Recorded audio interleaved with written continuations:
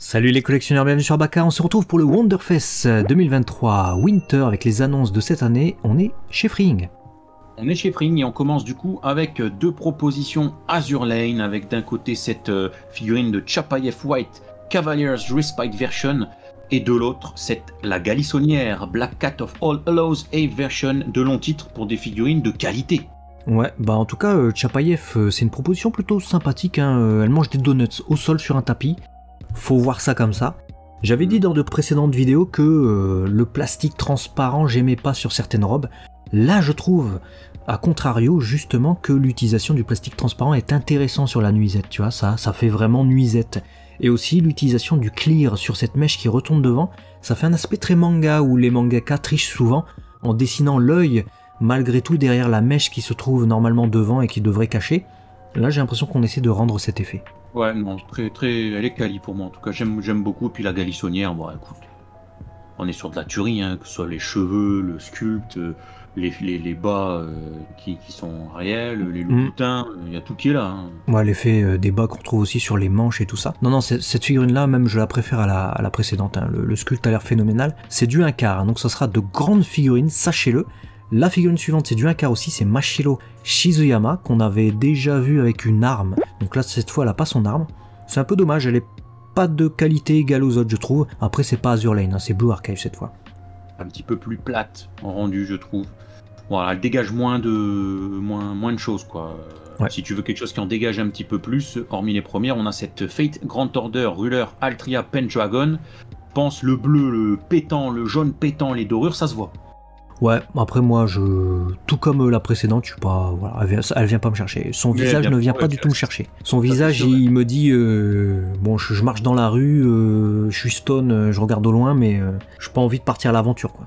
Alors, qu'est-ce que tu penses de cette Konyan Skaya of Light, une mamie rajeunie qui te regarde Ouais, avec les lunettes, ça fait ça. Bah moi ça me fait plus penser à une infirmière qui se retourne et elle te regarde bizarre. Par contre moi ce qui me trouble c'est qu'elle a des oreilles de lapin, d'accord, mais elle a une queue de loup.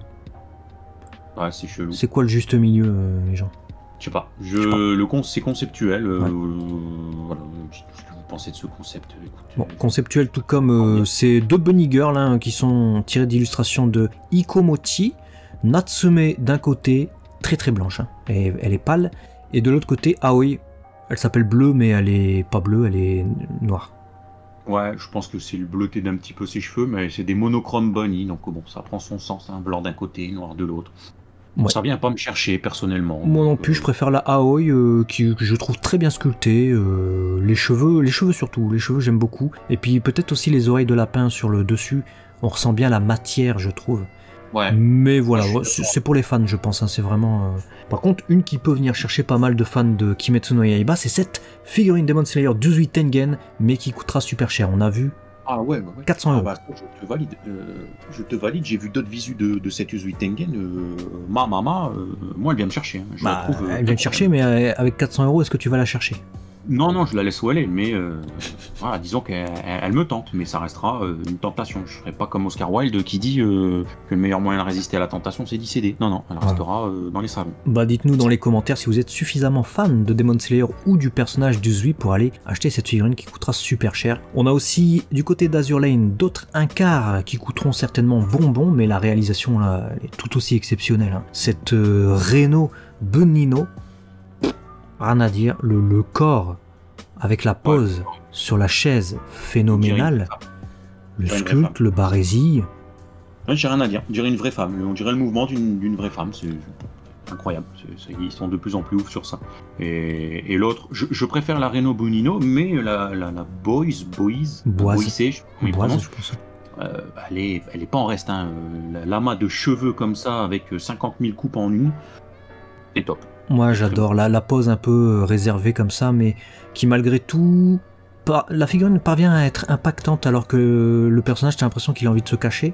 Bah le fait qu'il y ait peut-être ce vent qui souffle sur ses cheveux, et puis cet habit aussi qui part un peu sur les côtés, et la cravate qui part de travers, ça arrive à la mettre en valeur, tout comme cette figurine qui paye pas de mine, de Hololive. Ouais.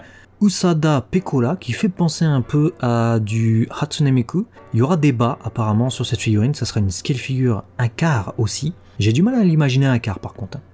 Pareil, j'ai un peu de mal avec ça et j'attends de voir le paint du manteau et des cheveux parce que il y a des petites démarcations ci et là.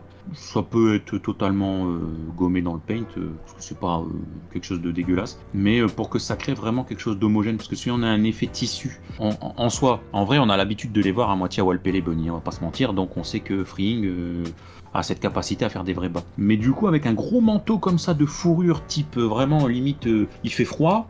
Faut pas que ça fasse un trop gros contraste et que ça casse, se dire bah pourquoi il y a du tissu là et là non en fait. Voilà, c'est juste ça mon point d'interrogation. Ouais, elle peut être jolie, à voir, à surveiller selon le paint et le tissu. Laquelle t'as préféré parmi ces annonces de Freeing? Oh, je pense que c'était la Galissonière, hein. Elle était vraiment exceptionnelle, la Galissonière. Même si j'aime bien Zuitengen parce que Demon Slayer, mais la Galissonière, j'ai trouvé que le mélange de plusieurs qualités de sculpte m'a impressionné. Et toi? Moi, je sais pas. Il y en a plusieurs qui m'ont surprise par leur sculpte et qui sont assez incroyables. Peut-être que celle que j'attends le plus de voir, c'est les Azure Lane, là. Voilà. Reno Bunino, c'est vrai que celle-là. Ouais, j'attends de voir ce que ça va donner. A très vite en tout cas sur Abaka HND. Collectionneur! Et abonnez-vous! Donnez-nous vos avis aussi.